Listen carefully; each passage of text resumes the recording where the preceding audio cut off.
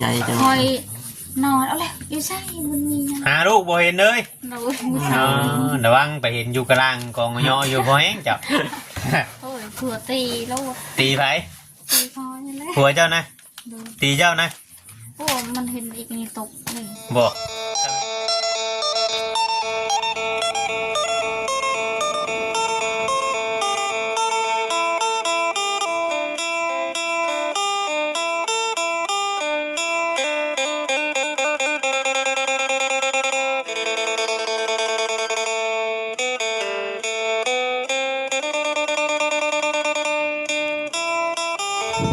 โอ้ อยากเข้าบ่ อยากเขาแห้งนะบัดนี้เนาะ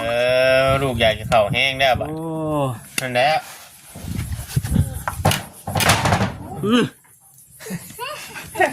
ลูกเข้าก็บ่เข้าเนาะ พี่น้องก่อนอื่น มื้อนั้ อยาน ก ให้ จะ พวก ทาย เขา สบายดีเด้อพี่น้องเด้อเนาะ มันถึงน้ำฝน ต่ออีพีชองก่อน น้องดอยป้อนข้าว แม่ ป้อนเทื่อที่สองบ่นี่น้องดอย โล อืม หากินมันนี่เลย ฮะ หาก็กินบ่ โล เช้านี้บ่ได้กินบ่ กินเท่าหน่อย เบ้าได้เลย บ่ลบหน้าลบหลัง ลบดังจำได้จำหนึ่งบ่อยากนั่นได้พี่น้องเอ้ย ทำไรสักหนึ่งบุเข้าใจแล้ววะ แม่นจำได้จำหนึ่งบ่เข้าใจแล้ว มาหาเพ่ไปอย่างห้องเลยเนาะ เร็ว ฮะ เขานี่เขาเฉลกชะมัดเลย สิเบิ้ลอะไร เร็ว เห็นอะไรบัดนี้เขาสิเบิด เอา ยำเอาอืม ระหว่างเข่าอันนี้กับเข่ายำนี่กินตัวได้หลาย ตัวนี้ไม่ลาย กินตัวนี้ได้หลายติ เร็ว เขายำมันบัดเฮาป้อนเด็กหน่อยมันก็อยู่ท้องแน่น่ะ กิ เนาะ นไว้ ข้าวเห เน นียว ไว้ เนาะ เนาะ มันเห็นไว้ได้จน อ่ะเงินเลยมันมีเยอะเลย ฮะ เงินชื่อเขาเลยมันมี เอา บ่มีก็ไปหาแนวขายเขาบอกกุจิโร่ แต่ว่าผัวคือว่าไปหาปูหาปลาอยู่ติ แหม เดี๋ยวมันได้บหลายบ่ได้แต่พอกินบ่ พอกิน เออ มันลายครับ อยากเห็นเราตอนเราอันมาเด้เนาะพี่น้องเนาะเมนเดียวมาเท่าใดก็ยากเนาะว่าง่ายๆเนาะที่พ่อตัวเราเนาะเมื่อนั้นคือพ่อเราอันบ่เวียง ฝนตกเด้เราบ่ได้ไปทางใดฝนตกเนาะวันนี้ฝนบ่ตกก็อยู่ เห็นว่าเอามาขอโทษ14แน่ว่าซั่นบ แห อก ม ฝนตกเพิ่นไปทางไหนบ่ได้ติ ไป มื้อ ทางใดบ่ได้ครับฝนตกถ้าฝนบ่ตกนี่มากับบ่ค่อยพอแล้วหรอก ไปเรื่อย เราบ่ได้ยามบ่เดือน ๆย้ำกลางคืน กลางคืนน่ะไปยาม หนึ่ง เป็นหยังคือว่ายามเรื่อยแต่ช่วง แล้วยักเลี้ยวค่อยหูหนัก เจ้าบ่ฮู้บ่ หูเลย ยันยันว่าเป็นเมียของหลอนยันว่าฮู้ มีอาหาร มันนอ เนาะ นนอนเป็นที่ซื้อ เป็นชื่อบ่บ่ฮู้หยังบ่เจ้าภูมิใจอยู่บ่เจ้าเป็นเมียของหลอนฮะ บ่เลย บ่ภูมิใจจักดีเลยเอาคือบ่ภูมิใจแน่ ช่างสิภูมิใจแน่เจ้าก็เลย มันเป็นกองนอน เห็นว่าเพลงเขาแต่งมาน่ะ มันเป็น เมียกองร้อนว่ะ เนี่ยนอนนั่นเฮือนผู้เดียวเด้อได้ปิดเมียกองร้อนเนาะเพลงเขาแต่งออกมาอยู่ชั้นเขาบ่แต่งออกมาหรอก มีฮอดอันเวลาให้กับลูกกับเมียติ แม่นบ่มีเวลา ไป ให้ลูก ตลอด เมีย จักกลางคืนมาจักตอนเว้น ไปตลอดจักไปยัง คืนก็ไป ฮะ ตอนคืนก็ไปตอนเว้นก็ไป ไปหมด อ้าวเห็นได้สิได้เวลาให้ลูกให้เมียบัด มันมีเบียกมันนอน ฮะ เบียกเพิ่นได้กองร้อนเนาะ ปะบ่ได้เลย ปะบ่ได้ หายได้ แต่ว่าลูกเมียเนี่ยป้าได้อ แต่ ยู่ หันกองร้อนหายได้ บ่นายบ่ให้นายใหญ่บ่ นายไงคุณ เออ มันเมาเลยปะบ่ได้ อืม ลูกเมียนี่อยาดิยังมาเคลียร์ปัญหาน้ำหลังเนาะ เบิ่งนี่ล่ะเยอะสิเนาะ แก่ คงแต่เพิ่นเอ้ยเด้ชาทีฮู้มาหั่นนะ เนาะบ้านเฮาก็คือกัน การคือกัน ดีใจคือกันพี่น้องเนาะเพราะว่า จำกล้าได้มัดหนึงนี่โทรมานี่แม่นป้าโลด จะต้องฉะนั้นพี่น้องเนาะ ต้องฟังความเพิ่นนะเนาะเฮ็ดได้ซะ ทางกรมเพิ่นจะเลยดับภารกิจได้ น้องลอยก็ถือว่าสิ้นเด้อนะเรา แม่น สิ้นเคยเด้อนะเนาะอยู่นี่ก็เคยสิ้นแล้วอยู่แบบนี่แต่ได้มาแล้วก็เลยทำใจแน่นะน้องลอยเอ้ยเป็น แต่คืออยู่คนเก่าเดือน4นั้นมันไปเลยมัน ตั้งเว้นไปตั้งฮักกลางคืนไปตั้งฮักนั่น แต่อยู่เพื่อนเก่าเห็นบ่ แต่อยู่ตะกี้เห็นบ่ ตั้งเลยแล้ว แห้งเดือดกว่านี้อีกบ่ เลื่อยวันนี้ เออ ปะหัดไม่ ป้าฮอนมี ป้าเอาเมียพุ่น ปะหัดไม่ยามไป บ่เจ้าบ่เคยไปนำบ่ บ่ อืม ไปนำไม่ใช่มันเป็นทานกองร้อนนะไปนำไม่ใช่ไปบ่ได้เลย ทำอะไรเลยสิจำไปเพิ่นให้บ่ หายเด้อ ไปให้ พอแกอันนั้น นายเพิ่นนะ นายคุณ เออ ว่าก่อนนะ เจ้ามานำเห็นยังติ เด้อ อืม มึงลูกเจ็บแม่จำเป็น เนาะบุญเพลงเนาะ บุญมีบุญเพ็ง บุญมีข่อยกระดื่มเลยบุญเพลงจักไปทางใด บุญเพ็งพูดนี่เลยเบิ่งนั่น ไปเบิ่งโทรทัศน์นำเขาเจ้าบ่เป็นไงเกิงคำนำมาเราอย่างมาทางป่าบิ๊กพี่รถแต่ครับ บูปลาบูดอนมาตั้งแต่ก่อน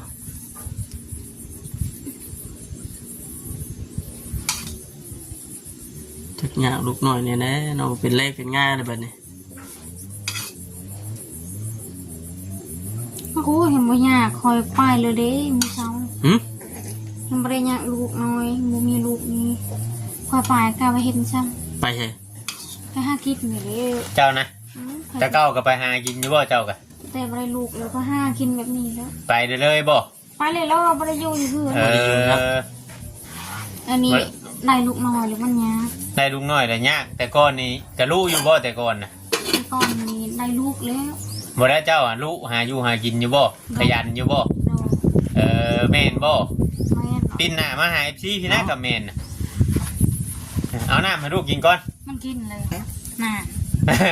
คือมุมได้สาปากนะ เช็ดนะ พาอ้อมกับบอมาแท้เอายังเช็ดนะ อยากกินข้าวบ้างบ้าง เอาเชื่อแม่เลย แม่เลย บ้าง อืม อิ่มแล้ว เสือ สิชักบ่เดี๋ยวว่าเช็ดปากลูกเดี๋ยวบ่ชัก ชักแล้ว ชักบ่ให้ลูกนอนนี่เป็นชักรถบ่ โดน ชักให้เบิ่งหน่อยเด้อชักเครื่องให้เบิ่งหน่อยเด้ออืม จำประเด็ก ใช่ หัว โอ้ ชิงไข่ ตำหัวจิงไข่กินอีก อืม มันก็ห้อนท้องแล้วนี่ โอ้ย ตำหัวจิงไข่กินอีกเนาะ อันนี้มันเพ่งกินข้าวนี่หมดอันนี้ เมนบ่โมเมนต์บ้านลอยบ่ เมื่อคืนนี้ ฮะ มันหากินแล้ว บ่โมเมนต์บ้านลอยบ่กินนะบ้านเพ่งบ่ มันเพ่งได้กินกัน โมเมนต์บ้านลอยบ่ บ่ ที่ว่าอะไรกินดิ พยายามโอ้ยเจ็บท้องเมื่อคืน อืม อันนี้บริกินข้าวบริเจ็บท้อง อืม มันเจ็บท้องต้องแบบคอยนอนเก่งนะแล้ว ฟังมื้อนี้สิหาวนอนให้ FC เบิ่งอยู่บ่มัน วันนี้ แม่ บ่เลย บ่ถ้าเบิ่งคลิปต่อไป ถ้าเบิ่งคลิปต่อไปพี่น้องไอ้เนาะเพิ่นว่าเพิ่นสิบ่หาวนอนให้ FC เบิ่งข่อยว่าหาวตลอดน้องดอยนี่ อืมแม่ดินเฮดินซ่าแล้วก็ชวนมาไว้ใกล้เลยเนาะบัดนี้เนาะ งานคนนี้ยัง ตะกี้อยู่พูน เดี๋ยวพุ่นแต่ว่ามันยังบ่เบิดเด้ ยังบ่ทันเบิด แม่นเดี๋ยวให้เราเอามาอีก คนมาเธอเล็กเธอหน่อยเนาะ ให้เราคนมาเมีย เพราะมันแดดเลยพี่น้องบัดมันฝนตก เพราะว่า มานี่โอ้ยยาก นะมื้อนั้นบอกเราไปบัดโลบัดเขาเจ้าเอาเมื่อเนาะ มีฮอดแมงอันนี้เนาะอันสลอยนางลอย เนาะ แมงอันยังแมงข้ามบ่เจอ จักเลยคนดู แมงแอดบ่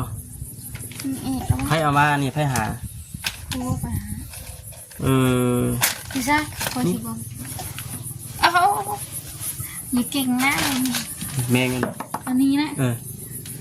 พูดมาหาแต่เช้านี่คอยทิมคอยบริกินเลย เอ้า ยังผิดกัน เอ้า คอยขึ้นคอยคิดเลยว่า กินนี่กินว่าไอ้แม่นทีมรถ มันกินนี่มาอะไรทิมเลย เอ้าผัวเด้กูป้ายผัวกินเด้ พูดเลยบุกินเลย นางน้องจำนี้เอาดู เอ้าไปสร้างว่าแทบบัด มันบอก แต่ตัว ว่า ใดกล้าว่ากินว่าเป็นทีมรถติ บอกกล้าไรมึงมีเงิน บัดอึงคืออยากกินใช่ มึงมีเงินมึงมีค บัดอึงมื้อนั้นคืออยากกินใช่ ำบริยา อยากกินหมูจักยานได้ที่อื่น บ่อยากนะใช่มื้อนั้นคือว่าอยาก บ่อยากกินหมูจักยานได้อยากกินอื่นกันเลย อย่ากินยูหกพวงอ่ะมันให้กิน ชื่อเพิ่นไปหาคูดได้เหมือน บ่ อันคนข้างเฮือนนี่มันนี่เพิ่นน่ะอยากกินมันเพิ่นขอน้ำเขาเจ้าก็เลยอันชุมข่อยได้มาให้กิน กินข้าวอิ่มเลย กินข้าวอิ่มเนี่ยนั่งเขามอกแค่แม็กอยู่บัดนี่เนาะ นั้น มึงมีเขากินมึงให้ ให้โดดครับหมู อิ่มแล้ว คามูมี่เขากินนี่ให้โดดเนาะกินนุ่มนี่บ่ค่อยอิ่มปานใดเนาะ เขาอิ่มแล้วมาเขา อืม แต่ผู้ใหญ่คือกันเลย ผู้ใหญ่คือกัน คือกัน กินนมโมอิ่ม นั่นกินข้าวเลยกินข้าวบ่อิ่มเดี๋ยวไปแล้ว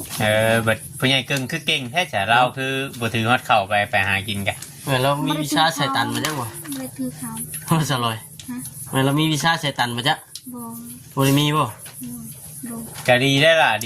เรา อยากได้ไม่นี่ ฮะ อยากตามในอย่างมันรอเลยก็ชิตอ ฮะ กบไปเอาไม้ ไปเอาไม้ โดด มาเฮ็ดหยัง พาคือพาใน ถือผ้าในเช้า ต้มพันได้ แล้วเช็ดตุ้มกบบ่ โดด โอ้ ไปต่อของคืน ดีแล้วเราฮู้จักเฮ็ด จักเฮ็ดดูจักหาเนาะ แม่นฮู้จักเฮ็ดฮู้จักหาผู้น่ะหัวหน้าจะมาได้ผู้น่ะ แม่นั่นแหละเราดีใจบ่ เห็นบ่หัวหน้ามา ดีใจ ดีใจบ่ โดด ดีใจต้องพ่นให้เบิ่งก่อนบัดหนึง โอ้ย เฮ็ดในได้ท่าดีใจเอาท่าดีใจเฮ็ดอะไรเฮ็ดเอ้ยดีใจเย่สิเห็นอยู่ เฮ็ดให้เบิ่งก่อน บ่เลี้ยว เอาว่าดีใจเนาะเฮ็ดเอา ไม่ได้เห็นแบบตอนหลัง ดีใจเด้สิเฮ็ดชิมอยู่ดีใจเด้ อยากเห็นเจ้าบ่เฮ็ดเพิ่นบ่มาแล้วบัดนี้เห็นแล้วบ่ เฮ็ดมึงอยู่ ดีใจดิ ตาดีใจนั่งเลยสุดยอดมักซิบนั่งเลย เบาอันนั้น บ่จอยพี่น้องเนาะ บ่จอยมา นั่งเลยดีใจเห็นบ่จอยมาดีใจอะดิพี่น้องเลย อยากได้ต้มแน่ตา เฮ้ย ต้มพวกหอยเป็ด แล้วชานเป็นบ่ เป็น ให้แล้วชานเพื่อข่อยน้ำเด้อ โดน มือใส่แถวบ้านเนาะบ่เพียงเนาะ แม่นสิลองเบิ่งนะข่อยว่าเขาว่าเฮ็ดใส่ตุ่มกบมันเข้าฮอต4โต5โตเขาว่า เป็นชิปกูเขาเจ้าว่า แห่งแดดอันนี้แห่งคนมาตกอันนี้ จะกินได้บ่กบ ข้าวอันนี้ชุกหมดแล้ว บ่ กินได้ใช่เป็นได้กบ อืม กบมันก็กินได้เลยเลย อืมวันนี้ถือว่าโอเคพี่น้องแดดอยู่ เนาะคักแล้วอันนี้คักแล้ว มันแดดให้อันคนเกี่ยวข้าว แดด เพราะว่าน้ำกำลังขึ้นน้ำท่วมเขาเจ้าเป็นตายสงสารเขาพี่น้องเลยเนาะเขากำลังซุกน้ำมาท่วมพี่น้องเลยเนาะอยู่บ้านเฮากับเขาซุกหลายแล้วพี่น้องเลยเนาะ บางบอลเขากลายมากนี่เจ้าเกี่ยวนั่นก็มีเนาะ แม่นไหม เขา อยู่บ้านเจ้าก็คือเห็นเกี่ยวอยู่ริมทาง แม่นนะเกี่ยวนะ ไผ่เกี่ยว ไก่เจียวเถื่อน ไก่เฮือนบอกค โอ้ยง่ายกับคนหาจังหวะเกี่ยวเขาในช่วงมันแดดนี่ได้ นี่เลย ง่ายเลย ำ นั่งรอใช่ไหมครับจ้างเกี่ยวเขา ลูกนอนได้สิลงเห็ดหัวบ่บัน ลูกนอนแล้วเท้าทูก่อน ครับ อีกอยังไม่ได้กินเขา อ้าว พอได้อยากเขาเหมือนกัน ลูกนอนนะเจ้ากับไปอันจูไผ่ท้า ทอดปลาก่อน ถ้าปลา จูไผ่เล่นขา เดี๋ยว กับไผ่มีอยู่บ่ผัวถือไปไปจ้ะ โอ้ชิหมดเลยหมดเอามันเลย เบิดกับบ่ย่างดอกกับไผ่แต่ มีหัด ไปเส้นเนาะ เส้นบ่ได้แล้วพอสีหายเลย อ้าวบัดเราคือเส้นได้จ้ะ เรานี่ผู้คอยเส้นได้คอยนะคะ โอ้ยกับไผ่กับเส้นนั่นแหละเนาะ เส้นบ่ได้แล้ว บ่ได้ก็บ่ต้องจุ อ่ะ มือนี่ไม่ให้อันตราย น่ะน่ะ ร่มเลย นะพี่มาไหมมา บังคับเลย มาพี่มาลุงพี่ไหมมา ไปไหม มาน่ะ มันอยู่แบบนี้มันขามพุ่น ไม่วันหน้านี่บ่เราต่อเตะเห็นได้นี่บ่ได้ เพ จน ราะมันขามนี่มันอยู่ทางนั้นมันไปทางนี้ ระวังดีๆพระเจ้าวัดใหญ่จัง คอยนอนเอาเลยอยู่ใช่มันมี หาลูกบ่เห็นเลย เรา ระวังไปเห็นอยู่กลางกองย่ออยู่บ่แห้งจ้ะ โอ้ยผัวตีแล้ว ตีไผ ตีคอยนี่แหละ ผัวเจ้านะ ดู ตีเจ้านะ โอ้มันเห็นอีกนี่ตกเลย บ่คำเห็นลูกโตเพื่อนนะ ตีแล้ว โอ้ย ไม่ พี่น้อง กิน พี่น้อง ข้าวเลย บ่ได้กินข้าวเลย ขอมือเลย เจ้าบ่ให้กินข้าวเลยอีก เลย เจ้าสิไปเฮ็ดในไรบัด เจี๊ยบเนี่ยมันเป็นตกเลยพอไว้ไม่ได้ ทำให้เจ้าย่างเมื่อแต่นี่เมื่อฮอดบ้านกับล่างนี่ฮอดบ่ ฮ่อ เจ้าจักบ่ทางเมื่อจักอยู่บ่ จ้า เออ คอยรู้กัน เจ้าเคยย่างเมื่ออยู่บ่กับลูกน่ะเบิ่งในลูกล่มน่ะ รู้ว่าเขาคุยงานเดี๋ยวเขาไปทางเชือที่ถือ ย่างเมื่อผู้เดียวนี่ได้ บ่ เจ้าย่างบ่ ลัดปลาไปเลยบ่ เจ้าลัดป่าบ่คือย่างตามทาง เ ทำทางแล้วทางป่าเว้ยคอยมากล้าเด้อ เป็นหยังคือบ่กล้าครับจำปาย ามคนกินยามาอย่างหมด หยังคนกินยามะ คอยยามเท่านั้น หยังเขากุมบ่ โดน ระหว่างคนกับผีเจ้ายันเนี่ย ยานคน ยันคน ผีเจ้าบ่ย่านบ่ ยานคือกันแล้ว เคยเห็นอยู่บ่ผี มันเคยเห็นจากถือ บ่เคยเห็น ได้ ฮะ มันเป็นแบบได้คือ จังว่าอย่างนั้นเจ้าคือย่านจ้ะ ยานพี่นี่ เฮาบ่เคยเห็นบ่ต้องย่านมันสิ่งที่เฮาบ่เคยเห็นถ้าเฮาเคยเห็นจังนะ นั่งรออย่างนี้เนาะทางไปเลยไปเลยเลย ยานพีพอย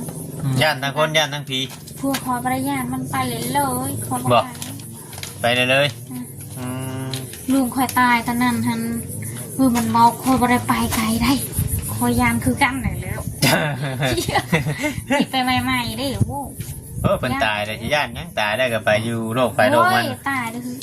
มันขึ้นคอกระโดนมาแล้วมันเห็ดยืนเนี่ยครับ บ่ไปยืนอยู่กกโลนผู้ คอยเห็นได้ บ่เจ้าเห็นบ่ โดยคอยยานโดยบริไปเลย โดดลงมาแต่เทิงกกโลนเลย บริไปเลยบริไปไกลเลย อืม เดี๋ยวคอยไปตรงคุณคอยมัวยามคอยนี่ยาม เออ คอยไปพวกคอยกันเกิดมีคอยปะหัดเกิด อืม ใช่อยู่กระตาโหลด บ่ ย่างไป บ่ เอิงตีนเหมือนนี้ อืม ว่าอีกคนกินยังหมาบ่อยคนนั้น บ่ บ่ เออ บ่ได้กินเยอะมาก บ่ได้กินยาม่าดิ พี่ฮันเลย อืม บนมี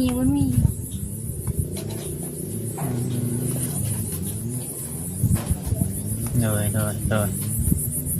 น้องพี่น้องคือว่ารอผัวเพิ่นมาตอนนี้นะ อืม จังหน่อยได้นั่งโดยลงไปสู่ภายหลังภายถ่ามาได้เฮ็ดกิน ถ้าปลาน้ำผัวจริง ได้ละลายแล้วต้มแกงชูชุ่มข่อยกินทำบ่ได้ได้จะเฮ็ดในไรบัด จักเลี้ยวคอยบูทำเลย ฮะ ไปหาหมูเซานี่ก็ได้เมาบางอย่างเกิด หึ มอง ๆเห็นยัง ไปหาป้าไปเจ้าไปมา บ่นุ่ม โด ไปหากับไผ ไปหากดบันเพ่ง เออ ไปป่าชำนี่ไปชำนี่ตัวนั้น เราไปเฮ็ดในอะไรไปใช้เบ็ดบ่ บ่นะ เห็น ไป เนี่ย งมเอา งมเอา งมเอาได้บอกปลาบูได้ อืม เคยเห็นจะ บาทลืมหมดกันละบาท ไปดีเด้อ สบายดี คนมาจากทางไหนเด้ ทำมา ขอบใจเด้อมาขอบใจหลาย นี่มา เดี๋ยวเอามาฝากก่อน ๆเนาะ ผ่านนางเลย โอ้ย แต่พ่อนั่งดอยยังยิ้มเป็น เนาะ ก็แต่เห็นรถอยู่ทาง เที่ยวจะจมหา เที่ยวจะจมหาว่าจ้อย เนี่ย สบายดีบอจอยงามขับใจเด้อบอจอย ต้องกินให้เบิ่งก่อนคำเอาให้นะบ่ให้ปรุงไว้ฉันกินให้เบิ่งก่อน น้ำเด้อบอ ต้องกินให้เบิ่งก่อนหมากนึง เนาะ เอาให้แต่ต้องกินให้เบิ่งคำบ่กินให้เบิ่งในมื้อหน้าว่าจ้อยว่าชื่อมา ว่าจ้อยในโหดอะดิคือไว้แท้ครับคนฮะ ไว้ในไหน ไว้แท้ มานั่งหายใจแต่นอด10 บาทใช่ไหม เอ็ด ฮอดเลย มานั่งท่านฮอดสิไรมาฮอดอ่ะคือว่าก็เล่นเขาชิโน่หุ่น อ๋อ เฮ้ยกล้วยปิ้งนี่ เอามาต้อนมาตัวนี้ มาต่อ กินได้จ้ะ กินแล้ว กำลังห่อนน้องเวียงเนาะ เนี่ย มา น้ำบุญมี น้องลอยอ่ะติดไม้ให้นี่อยู่กับไฟนี่ อยู่กับลูกอย่างนี้ วันนี้แล้วผัว วันนี้แล้ว ป๊อบเฮียอะไรไปอยู่ เที่ยงแล้ว บอกแล้วบอกว่าบ่ได้มาแล้วน้องลอย โดย เห็นในได้บ้านนี่เฮือนบ่แล้ว รู้จักแล้วคอยยังนำเลี้ยวมาทาง เราว่ายังบ่มีเงินเห็นเฮือนได้ดาบอกว่า เฮ็ดเฮือด เออ จักแล้วสังสีเดี๋ยวบ่มีจะเฮ็ดยังไงเดี๋ยว ให้น้องลอยไปหาเราว่าเราไม่ได้เข้ามาแล้วยังบ่มีเงิน เราว่าบ่ได้เห็นเฮือนให้ ชวนเจ้าไปเชียร์ไหนหย่าย่างก็เห็นเราลงคลิปแต่สิไปบ่ นั่นพวกคอยไปคือเขา ทำผัวไปก็ไป ถ้าอีเผาเพื่อนบัด เอาไปชิวหลอกให้แล้ว เรานี่ เจ้าจะล็อกนั่นแหละมันยังบ่แล้ว เราคือเก่าแล้ว เฮ็ดแบบนี้ มาแล้วก็หลอกไว้ เนาะ ช่างเป็น มาแล้วก็ล็อกไว้เลย ใช้น้ำมันเพ็ง ตะลุมมันพวกคอยทำมันนี้ บาจอยบ่ได้มาบ่จักเลยคนหูนะ มาละมาแล้วผัวเจ้าบ่อยู่บัดนี่ ทางไปทางมาชื่อ กินนี่เบิ่งโลด เบิ่งยัง เบิ่งยังบัดเบิ่งเจ็บประเดกกันบ่ ประเดะ แก้วแก้วหอยไข่ เจียวปลาแดก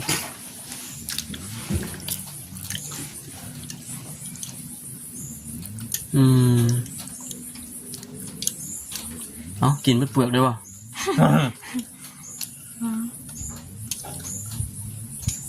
แค่นนะก็จะไปกินน้ำก่อนนะก็แค่นนะ น้ำในรถก็มี มาคอยชื่อมันอยู่ แม่น เอาไปเจอร่มกับนั่งรอยถ่ายแล้วสบายดีจังเลย สบายดี เจอร่มถ่ายไปกินน้ำกันแค่มากล้วย ๆไปจะพี่น้องนี่เนาะ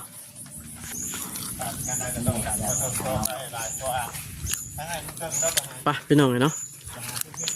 ผัวเราก็ยังบ่ทันมาเพิ่นแต่ว่าต่อเบิ่งเราชมเบิ่งพี่น้องว่าละมาสิได้ยังไงคลิปนี้ก็ขอให้ทางพ่อแม่พี่น้อง FC อยู่ดีมีแฮงเด้อเนาะไปพบไปพบกันคลิปหน้าคลิปต่อไปสบายดี